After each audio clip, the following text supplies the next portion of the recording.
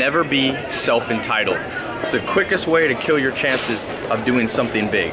Remember what the billionaire Charlie Munger says: to get what you want, you have to deserve what you want. The world's not yet a crazy enough place to reward a whole bunch of undeserving people. And in my experience, this is a plague. Everywhere you turn, you're gonna find people that think the world owes them something. I'll tell you, if you can get rid of this mentality, it's the quickest way you can accelerate your success, growth as an entrepreneur, a person, whatever you're trying to do. Because what happens is, they've actually done some interesting research on this.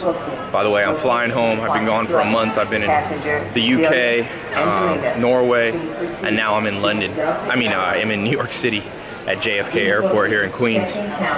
My flight was a little bit late there, so taking this moment. Yo, dude, love your videos. What's up, man? See ya. That looks like I set it up. He said, love your videos, Tai.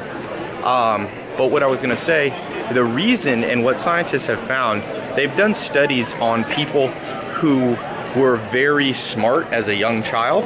There's a famous psychologist tracked people for 30 years. I forget, he had a name for, they called them the termites.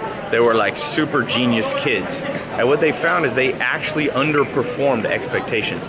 There was only one, or I don't know if you know, maybe one Nobel Prize winner. Damn. What's up, man? Oh, hey! How you doing? Here, let me pause this for a second. That was a old friend. I made a friend on jury duty about 3 years ago, Michael, and he's in the fashion business, owns some factories, so he saw me here. But back to what we were talking about. So they tracked this group, they called them the termites, that was their code name, and it was all these childhood geniuses, and 30 years or 20 years, they tracked their success, whether it be they would actually turn out, all this intelligence would turn out to be translated into tangible success, like whatever, doctors or millionaires or Nobel Prize winners. And the interesting thing they found is they underperformed the kids who were smart but not super smart in their age group and in their cohort, they call it. And people try to make sense of that. Like, why would these talented kids not turn out to be as successful as it seems their IQ would show, would predict for them? And what they think, nobody knows the exact answer, but one of them is, and I strongly believe this, is that when you're told you're a genius from a little kid, you start to believe your own medicine.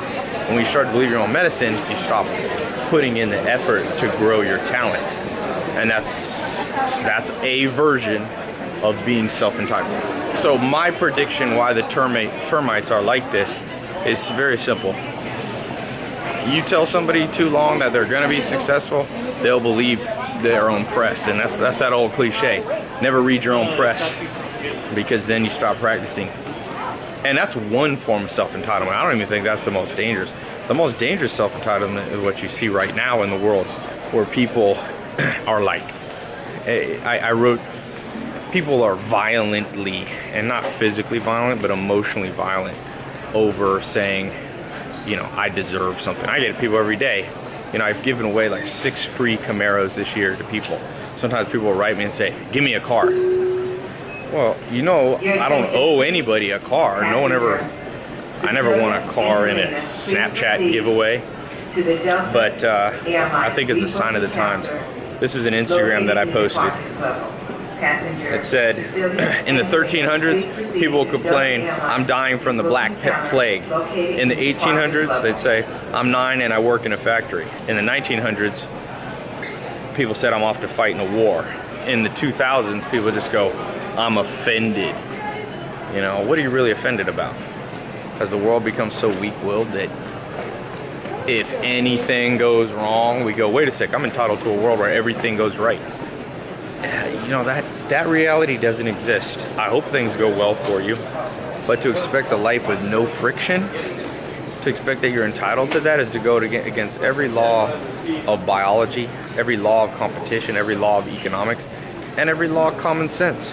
So I think all of us have to root deep in our psyche and pull out some self-entitlement. There's an interesting test you can take called Hexaco, and it measures your honesty-humility factor, which is closely tied in a way to self-entitlement. Like, some of the questions are things like, am I a special person or something? Well, everybody's special in their own way, but if everybody in the world's special, then that means you're not special because everybody's special.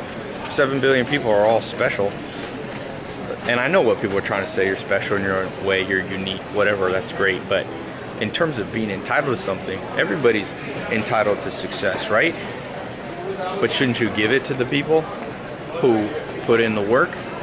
Or are we saying everybody should be respected for their hard work on the athletics field, soccer, football, basketball, baseball, just because they show up? What about Kobe Bryant, who put in the hours of work and the decades of work? Shouldn't he get a little more credit than somebody who sits on a couch and eats Doritos all day? Like, I hope the world won't get that weak. And so, you know, look in your own life. I gotta look at my own, self-examine. You can get rid of self-entitlement really quickly. So leave a comment where you have been a victim of somebody else being self-entitled, or maybe you've been self-entitled. What's a scenario in which you felt it? Because it's nasty when it happens to you. So be sure not to do it to other people.